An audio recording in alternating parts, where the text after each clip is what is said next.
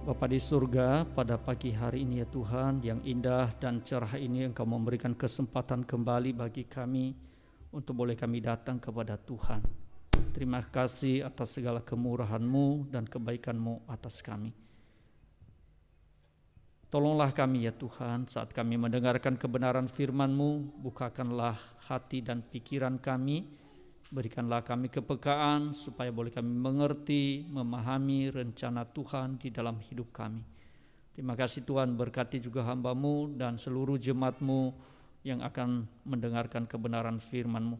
Baik jemaat-Mu yang berada di tempat ini maupun juga jemaat-Mu yang sedang mengikuti streaming, Tuhan yang menolong kami semua. Roh Kudus yang terus bekerja di dalam hati kami masing-masing.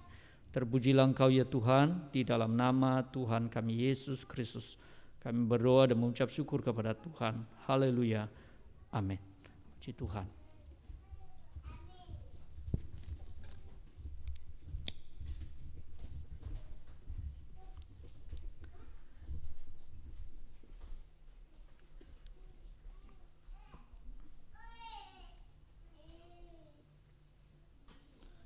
Ya, selamat pagi Bapak Ibu dan saudara-saudara sekalian. Salam. Sekali lagi salam Bapak Ibu. Ya, pada kesempatan pagi hari ini mari kita akan belajar bersama-sama akan kebenaran firman Tuhan yang terambil di dalam Kolose pasal yang pertama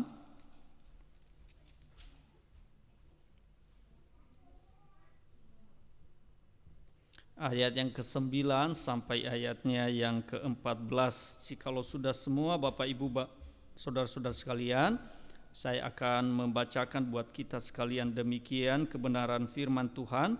Kolose pasalnya yang pertama ayatnya yang ke-9 sampai ayatnya yang ke-14. Demikian bunyi kebenaran firman Tuhan. Sebab itu sejak waktu kami mendengarnya, kami tiada berhenti-henti berdoa untuk kamu. Kami meminta supaya kamu menerima segala hikmat dan pengertian yang benar untuk mengetahui kehendak Tuhan dengan sempurna, sehingga hidupmu layak di hadapannya, serta berkenan kepadanya dalam segala hal, dan kamu memberi buah dalam segala pekerjaan yang baik, dan bertumbuh dalam pengetahuan yang benar tentang Allah, dan dikuatkan dengan segala kekuatan oleh kuasa kemuliaannya untuk menanggung segala sesuatu dengan tekun dan sabar, dan mengucap syukur dengan sukacita kepada Bapa yang melayakkan kamu untuk mendapat bagian dalam apa yang ditentukan untuk orang-orang kudus di dalam kerajaan terang. Ia telah melepaskan kita dari kuasa kegelapan dan memindahkan kita ke dalam kerajaan anaknya yang kekasih. Di dalam Dia kita memiliki penebusan kita, yaitu pengampunan dosa. Puji Tuhan Bapak Ibu dan saudara-saudara sekalian, pada kesempatan pagi hari ini kita akan merenungkan satu tema, yaitu bertumbuh di dalam pengetahuan yang benar tentang Allah. Tentunya tema besar gereja kita, Maturity in Christ, atau dewasa di dalam Kristus. Nah, saudaraku yang dikasihi Tuhan, di dalam bagian kebenaran firman Tuhan yang boleh kita renungkan bersama-sama pada pagi hari ini, itu adalah sesuatu hal yang perlu kita gumulkan bersama-sama Bapak Ibu ya. Karena apa saudara, kalau kita melihat di dalam bagian firman Tuhan ini, di mana Rasul Paulus sebenarnya dia di dalam penjara sebenarnya ya saudara. Jadi di dalam situasi yang tidak nyaman sebenarnya, bukan di dalam kondisi yang nyaman secara fisik atau secara lahiriah. Tetapi saudara, walaupun dia di dalam penjara saudara, namun saudara hatinya itu tidak dibelenggu oleh penjara, saudara ya, tetapi hatinya telah dibebaskan oleh kuasa Allah, kuasa anak domba Allah itu, yaitu Mesias itu. Nah, saudara, dia menulis surat ini kepada siapa, saudara? Kepada jemaat Tesalonika. Nah, jemaat Kolose. Jemaat Kolose ini, saudara, bukan hasil dari perintisan atau penginjilan Paulus, saudara, bukan. Tetapi, saudara, itu adalah hasil dari pelayanan Epafroditus atau Epafras. Nah, saudara, itu rekan pelayanannya, saudara. Jadi Paulus itu sebenarnya jemaat yang dia tuliskan surat ini atau firman Tuhan melalui Rasul Paulus yang disampaikan kepada jemaat Kolose ini, saudara, itu adalah hasil pelayanan dari rekan-rekannya, yaitu Epafras atau Epafroditus dan rekan-rekannya. Coba lihat, saudara ya, di tengah-tengah situasi yang demikian, saudara, dia sedang berada di dalam situasi yang tidak nyaman secara lahiriah, tetapi saudara tidak dibelenggu penjara secara lahiriah itu hatinya, tidak. Tetapi ada satu sukacita yang meluap di dalam hatinya. Saudaraku yang dikasihi Tuhan, ketika dia berada di dalam situasi yang dalam tanda kutip pikiran manusia sudah tidak bisa berdaya dia, saudara ya, tetapi dia mendengar suatu kabar. Nah, kabar itu, saudara, kalau umpamanya kabar buruk, saudara, biasanya hatinya mungkin apa? Sedih ya, saudara ya, betul ya. Tetapi kabar yang dia dengar, saudara, walaupun jemaat itu bukan hasil dari pelayanannya atau perintisannya, saudara, tapi hasil dari pelayanan rekan-rekan atau partnernya atau rekan-rekan pelayanannya, tetapi dia mendengar kabar yang baik.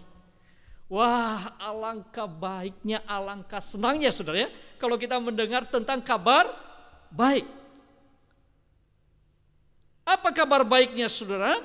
Dia mendengar tentang kabar baik tentang keberadaan jemaat yang dilayani oleh siapa?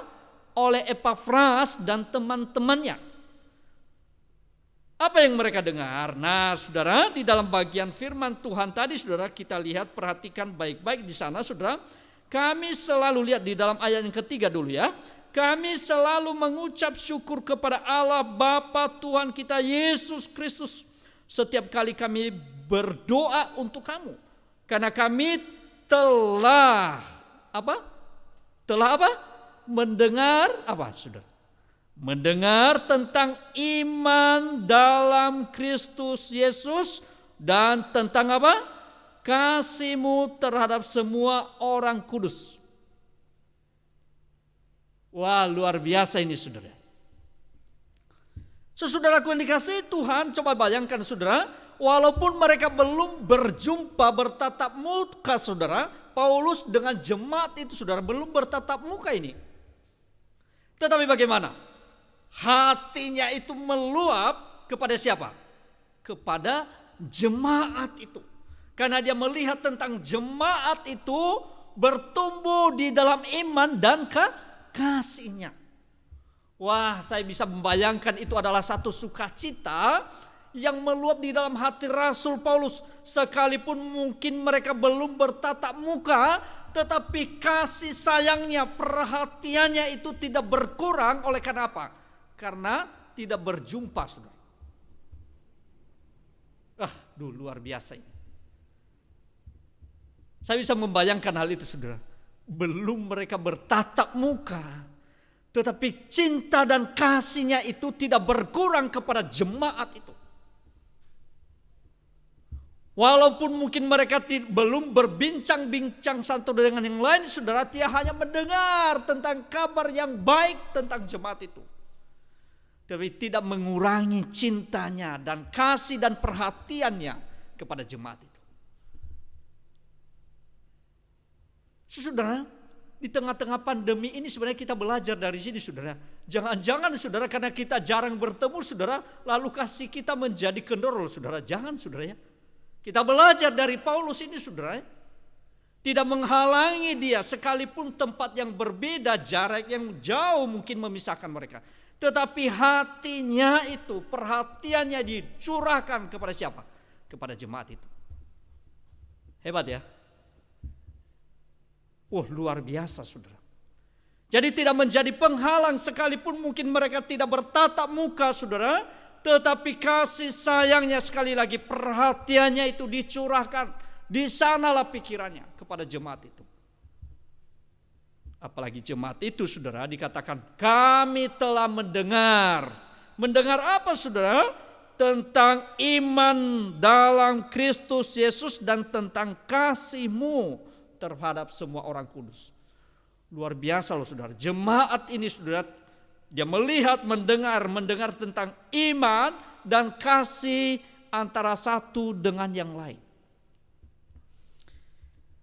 Saudaraku yang dikasihi Tuhan, tidaklah heran saudaraku yang dikasihi Tuhan di dalam bagian firman Tuhan itu, di dalam doa Paulus, dia menaikkan doa kepada Tuhan dan isi doanya itu Bapak Ibu dan saudara-saudara sekalian, di dalam ayatnya yang ke-9 saudara ya. Saya bacakan buat Bapak Ibu dan saudara-saudara sekalian. Sebab itu sejak waktu kami mendengarnya, kami tiada berhenti berdoa untuk kamu. Sekali lagi saudara, dia perhatikan ini saudara, bahwasanya dia sudah mendengar, ketika dia mendengar hal itu, tidak berhenti lalu ketika dia mendengar, oh kabar baik. Biasanya kalau umpamanya seperti itu saudara, apa yang kita lakukan? Berhenti berdoa bukan? Betul enggak? Kadang-kadang kita itu berdoa saat bergumul saja bukan? Betul enggak? Waduh Tuhan tolong saudara. Indah loh saudara, Paulus di sini saudara ketika dia melihat jemaat itu bertumbuh saudara di dalam iman dan kasih, mereka berhenti tidak berdoa dia. Indah loh saudara. Tapi kadang-kadang kita ya saudara, orang percaya itu saudara, ketika kita berdoa Tuhan tolong, setelah dijawab oleh Tuhan kira-kira saudara masih berdoa enggak? Masih enggak saudara? Halah lali kabeh saudara.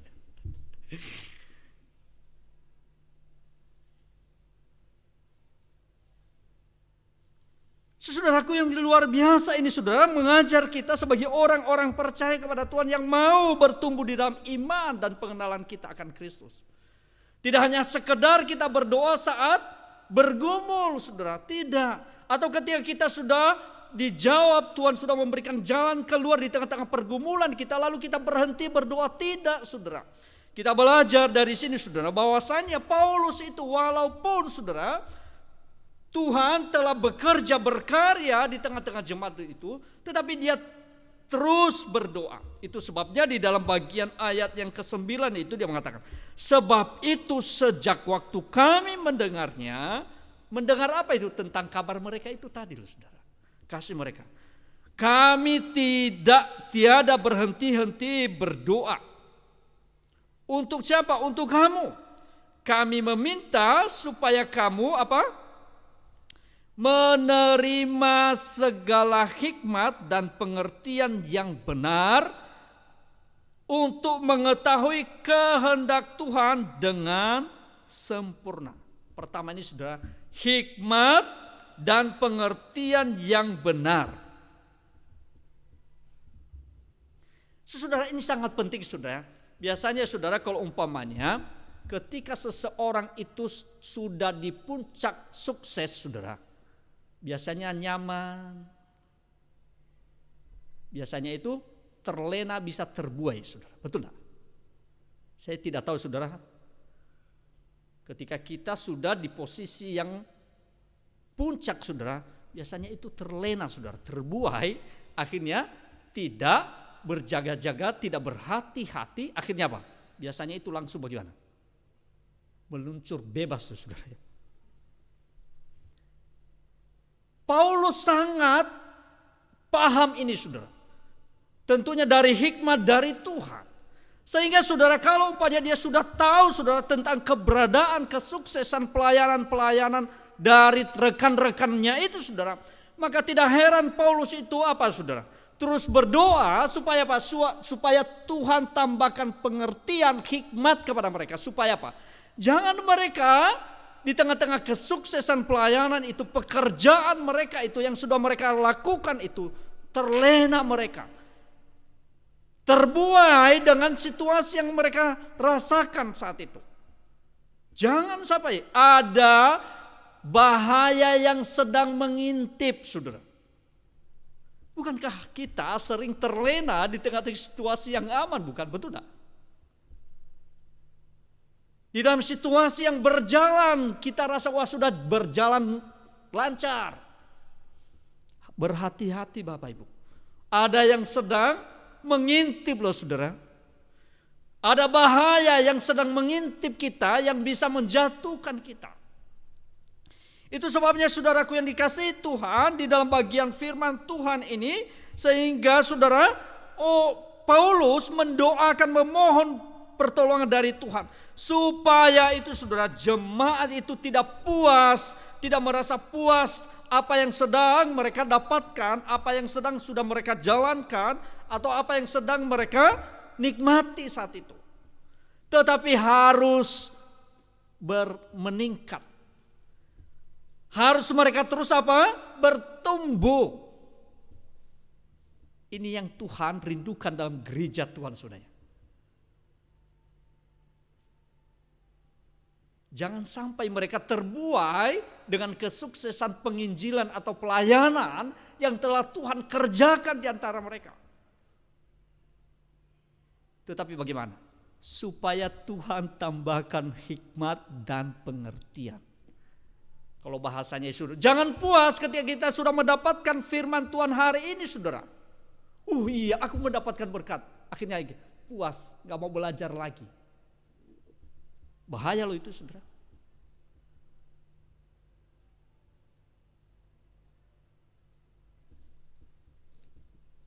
Sekali lagi saudara, Paulus memohon apa? Supaya kamu menerima segala hikmat dan pengertian yang benar. Untuk mengetahui kehendak Tuhan dengan sempurna. Sehingga hidupmu layak di hadapannya serta berkenan kepadanya dalam segala hal. Sekali lagi saudaraku yang dikasihi Tuhan, di dalam bagian firman Tuhan ini saudara, mengingatkan setiap kita, jemaat Tuhan, bahwasanya kita terus memohon pengertian dari Tuhan tentang kebenaran Tuhan. Karena kebenaran Tuhan itu yang akan menuntun kita, membimbing kita di dalam perjalanan kehidupan kita hari demi hari. Belajarlah tentang kebenaran firman Tuhan setiap hari. Berdoalah agar Tuhan menyingkapkan pewahyuannya kepada kita melalui kebenaran firman-Nya. Sungguh loh saudara, bukanlah hal yang gampang untuk hal ini dalam kehidupan kita hari demi hari.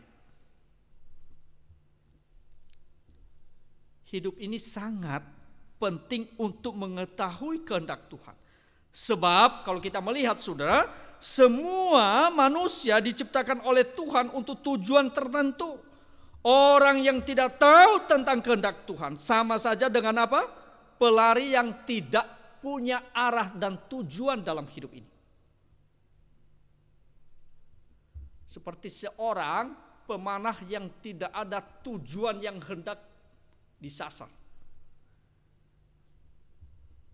Saudaraku yang dikasihi Tuhan, tidaklah heran saudara, Rasul Paulus memohon belas kasihan Tuhan supaya Tuhan memberikan hikmat, pengertian kepada mereka.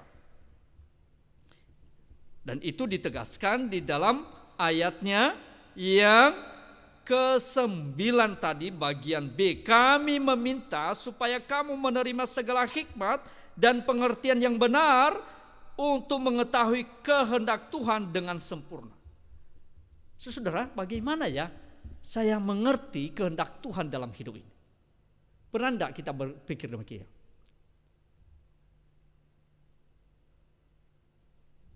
Bagaimana Bapak Ibu? Bagaimana saya bisa mengerti apa yang menjadi keinginan dan kehendak Tuhan di dalam hidupku ini? Apakah langsung Allah berbicara dari surga dengan suara yang nyaring, anugerah, ini loh kehendakku. Nah, apakah Allah berbisik di telinga kita, anugerah, ini loh menjadi kehendakku? Apakah demikian? Ataukah Allah berbicara melalui hal-hal yang spektakuler? Saudara, selalu Alkitab mengajarkan kita bisa mengerti kehendak Tuhan dalam hidup kita Melalui apa saudara? Melalui firman Tuhan, Alkitab ini saudara. Isi hatinya Tuhan itu diberitahukan kepada kita melalui Alkitab. Itu sebabnya saudaraku yang dikasihi Tuhan, kita sebagai orang-orang percaya kita bergumul membaca firman Tuhan itu. Maka tidak heran saudara, gereja kita itu memberikan sarana sebenarnya untuk boleh kita memiliki pengenalan akan Tuhan melalui apa? Sarana apa? Ya di dalam gereja kita itu ada PA, betul lah saudara ya. Apalagi saudara? Ada wahana biblika biasa ya saudara ya. Ya kita tanya-tanya tahu saudara. Supaya apa saudara? Pengertian tambah-tambah toh. Tidak mandek saudara. Kalau umpamanya kasih kita hari ini mandek di situ, tidak bisa seperti itu saudara. Tuhan merindukan kita seperti tema besar gereja kita apa saudara? Maturity in Christ. Bertumbuh atau dewasa di dalam Kristus. Tidak mandek di sini saudara. Nah itu yang menjadi bahaya di dalam kehidupan kita sebenarnya. Itu menjadi ancaman saudara ketika kita merasa puas dengan pengertian kita hari ini. Padahal Tuhan rindukan kepada kita apa? Tambah, tambah, dan tambah, dan tambah.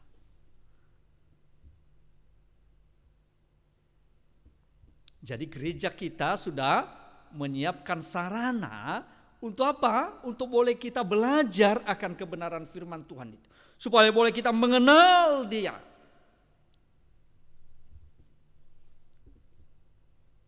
Mengenal Dia dengan benar. Bukan menurut persepsi kita.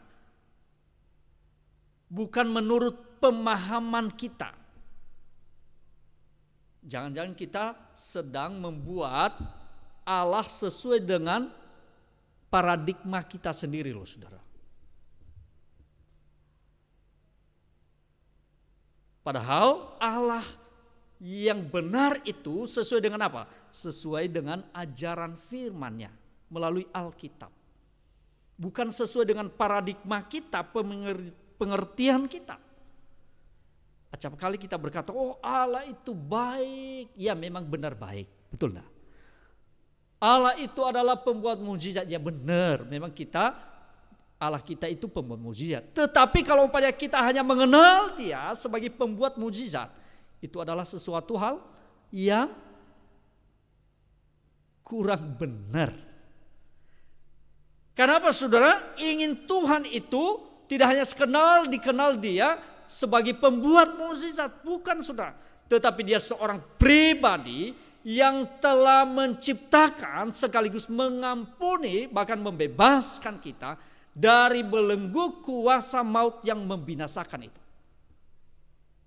Hebat ya. Jadi akhirnya bertambah pemahaman kita bukan. Dari yang keliru tadi diperbaharui hari ke hari bukan. Yang kedua Bapak Ibu dan saudara-saudaraku yang kekasih dalam Tuhan, di dalam bagian kebenaran firman Tuhan tadi, tidak hanya sekedar dia berdoa supaya jemaat itu menerima segala hikmat dan pengertian yang benar untuk mengetahui kehendak Allah dengan sempurna. Tetapi di sisi yang lain saudaraku yang dikasihi Tuhan, tidak hanya berhenti mereka mengenal Allah dengan sempurna. Tidak berhenti dari situ. Tetapi saudara ketika mereka mengenal dan tentang kehendak Tuhan itu dalam hidup mereka, jemaat itu berusaha untuk memperkenankan hati Tuhan. Memang kita saudara bukan orang yang layak, tetapi telah dilayakkan melalui pengorbanan anaknya yang tunggal, yaitu Tuhan kita Yesus Kristus. Masing-masing kita ini saudara orang-orang yang berdosa yang telah dikasihi oleh Tuhan. Amin Bapak Ibu. Jadi bukan kita ini adalah orang-orang atau malaikat yang turun dari surga saudara, bukan. Tapi orang-orang yang penuh dengan cacat celah namun telah dikasihi oleh Tuhan. Menerima kemurahan dari Tuhan. Namun orang yang berdosa tadi yang telah mengalami kemurahan Tuhan, dia harus berusaha untuk apa? Memperkenankan hati Tuhan. Di dalam segala hal, di dalam pikirannya, di dalam ucapannya, di dalam tindakannya. Maka tidak heran saudaraku, Rasul Paulus di dalam bagian firman Tuhan ini saudara, tidak hanya saja kamu mengerti kehendak Tuhan. Tidak hanya saja kamu mengenal tentang pengetahuan tentang Allah yang benar itu. Tetapi kamu juga harus memperkenankan hatinya supaya engkau layak di hadapan Tuhan. Amin Bapak Ibu ya. Memperbaharui hidup kita hari ke hari saudara. Itu sebabnya saudara di dalam bagian selanjutnya saudara, bahwasanya kita dipanggil itu. Kita ditebus oleh Tuhan ketika kita mengalami kemurahan Tuhan tadi. Maka dia mengatakan kita dipanggil untuk menghasilkan buah. Dan buah dari pertobatan itu. Hebat ya saudara ya.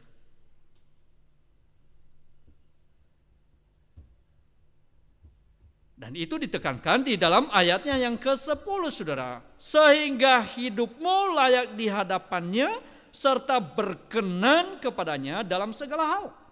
Dan kamu memberi buah dalam segala pekerjaan yang baik dan bertumbuh dalam pengetahuan yang benar tentang Allah. Saudara, ketika kita sudah mengenal Dia dan merasakan tentang kasih karunia yang besar itu di dalam hidup kita, maka ada satu buah yang keluar dari hidup ini. Pohon itu Bapak Ibu dan Saudara, ketika akarnya itu kan tidak kelihatan buta. Atau ada yang melihat akarnya, enggak saudara. Tetapi ketika pohon itu saudara dalam sekali, akar-akarnya itu dalam sekali, lalu dia menyerap sari-sari makanan, lalu setelah itu saudara bertumbuh, lalu akar yang tidak kelihatan itu nantinya saudara kelihatan lewat apa saudara? Buahnya saudara ya. Bukan hanya itu saudara, ketika goncangan yang dahsyat tadi menggoncang pohon itu saudara, karena akar yang tidak kelihatan tadi, bagaimana ini pohon ini? Tetap bagaimana? Berdiri kokoh bukan? Betul enggak saudara? Saudaraku ini kasih Tuhan, tidak hanya sekedar kita mengenal Allah. Ya benar, secara pengetahuan, secara kognitif ya. Tetapi tidak berhenti dari situ saudara. Karena pengetahuan tentang Allah tidak membawa kita di dalam perubahan. Tetapi saudara, pengetahuan itu menghantarkan kita, oh ya ini Allah yang benar. Dan kita berjumpa dengan Dia secara pribadi. Itulah yang merubah hidup kita. Makanya banyak orang saudara, pikirannya pengetahuannya hebat, tetapi tidak membawa perubahan di dalam hidupnya. Karena hanya sekedar ilmu pengetahuan saudara. Belum mereka berjumpa dengan Tuhan. Kelihatannya ilmunya banyak sekali. Tapi tidak ada satu buah dari kehidupan yang nampak. Tidak membawa satu perubahan dalam hidupnya. Dua hal ini berjalan bersama. Pengenalan kita akan bertumbuh melalui pengetahuan kita. Dan juga apa? Disertai atau diikuti dengan apa? Buah dari hidup itu sudah. Buah dari pertobatan itu. Buah-buah yang baik yang bisa dirasakan oleh orang-orang yang ada di sekeliling kita. Amin ya Bapak Ibu ya. Jadi tidak berhenti dari situ saudara. Itu sebabnya saudaraku, Paulus melanjutkan bagian firman Tuhan di dalam ayat yang berikutnya saudara. Dan dikuatkan dengan segala kekuatan oleh kuasa kemuliaannya untuk menanggung segala sesuatu dengan tekun dan sabar, dan mengucap syukur dengan sukacita kepada Bapa yang melayakkan kamu untuk mendapat bagian dalam apa yang ditentukan untuk orang-orang kudus di dalam kerajaan terang. Lihat saudara, perhatikan di dalam ayat yang ke-12 tadi, ayat 11 tadi, dan dikuatkan dengan segala kekuatan oleh kuasa kemuliaannya untuk menanggung segala sesuatu dengan tekun dan sabar. Lihat saudara, ketika kita sudah mengenal Dia tadi dengan benar tadi, mengenal tentang kehendak Tuhan, lalu saudara semakin hari memperbaharui hidup kita, lalu melalui pertobatan mengeluarkan buah yang baik tadi, oleh karena yang dihasilkan karena pengenalan akan Allah yang benar tadi. Dalam segala hal kamu dikuatkan. Di dalam setiap peristiwa yang terjadi, kamu dikuatkan. Bahkan boleh kamu sabar menghadapinya. Saudara, tidak hanya saja saat kelimpahan mereka, wah hore sudah, tidak. Tetapi di tengah-tengah pergumulan sekalipun mereka menjadi fight, kuat. Oleh karena apa tadi? Karena tadi pemahaman tadi tentang Allah yang benar, tentang Allah, pengetahuan tentang Allah tadi, dan pertobatan yang sungguh tadi, dan menghasilkan buah, sehingga di tengah-tengah setiap peristiwa yang terjadi itu akan mereka lalui dengan sabar. Mereka tahu kepada siapa mereka bergantung. Mereka tahu kepada siapa mereka berharap. Itu sebabnya saudara ditutup dengan di dalam ayat yang ke-12 tadi, dan mengucap syukur dengan sukacita kepada Bapa yang melayakkan kamu untuk mendapat bagian dalam apa yang ditentukan untuk orang-orang kudus di dalam kerajaan terang. Ia telah melepaskan kita dari kuasa kegelapan dan memindahkan kita ke dalam kerajaan anaknya yang kekasih. Di dalam Dia kita memiliki penebusan kita, yaitu pengampunan dosa. Sekali lagi dia tutup. Apa saudara? Dia mengatakan demikian. Sekarang loh, kamu orang-orang percaya, orang-orang yang telah beriman kepada Tuhan, lihat bahwasanya memang dulu kamu itu sebenarnya binasa. Tapi sekarang kamu telah dibawa di dalam terangnya. Oleh karena apa? Oleh karena satu pribadi, melalui pengorbanan anaknya yang tunggal, Tuhan kita, Yesus Kristus. Masihkah engkau menyepelekan hal itu? Masihkah engkau menyanyiakan hal itu? Seharusnya engkau berjuang dan engkau berusaha dengan kuat kuasa Roh Kudus akan bekerja di dalam hidup kita masing-masing. Dia akan menolong kita, dia akan memampukan kita, dan dia menambah-nambahkan hikmat dan pengetahuan tentang Allah yang benar itu. Maukah Bapak, Ibu, dan saudara-saudara sekalian? Sadarkah kita bahwa Tuhan telah memindahkan kita, melepaskan kita dari belenggu kuasa maut itu yang membinasakan itu, melalui anaknya yang kekasih, yaitu Tuhan kita Yesus Kristus. Kadang-kadang kita jarang sekali kita memikirkan hal ini, saudara. Kita disibukkan dengan hal-hal di dalam dunia ini, bukan, betul lah saudara. Tapi jarang sekali kita memikirkan tentang apa? Kekekalan itu, saudara. Tidak jarang kita menjadi pusing dengan hal-hal dalam dunia ini. Tetapi perkara-perkara yang kekal kadang-kadang kita abaikan. Tapi sekali lagi, Rasul Paulus melalui firman Tuhan kita diingatkan kepada setiap kita bahwasanya itulah keberadaan kita sebenarnya. Dia telah melepaskan kita dari kuasa kegelapan itu dan memindahkan kita kepada terang, kepada dalam kerajaan anaknya yang kekasih, yaitu Tuhan kita Yesus Kristus. Dan kita telah memiliki penebusan kita, yaitu pengampunan dosa. Masihkah kita mau bergelut? Masihkah kita mau membiarkan hidup kita ini di dalam hal-hal yang senantiasa tidak berkenan kepada Tuhan? Tentunya tidak, saudara. Justru sebaliknya, semakin hari semakin kita bertumbuh di dalam kasih karunia, belajar dengan sungguh-sungguh. Bahkan boleh kita merenungkan, mengaplikasikan kebenaran Tuhan itu di dalam hidup kita, di dalam setiap aspek kehidupan ini.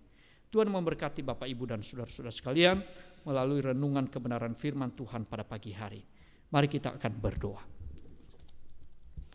Bapa di surga, kami mengucap syukur atas segala kemurahan-Mu dalam hidup kami pada pagi hari ini. Engkau merindukan setiap kami untuk boleh kami mengalami satu pertumbuhan di dalam iman dan pengenalan kami tentang pribadi-Mu ya Tuhan.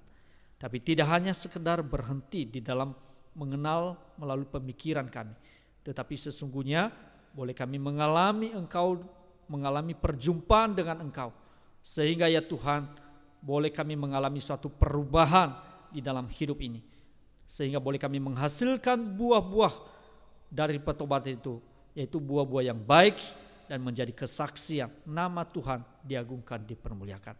Terima kasih Tuhan. Terpujilah Engkau, berkatilah seluruh jemaat-Mu yang hadir pada pagi hari ini. Di dalam nama Tuhan kami Yesus Kristus, kami berdoa dan mengucap syukur kepada Tuhan pada pagi hari ini. Haleluya. Amin.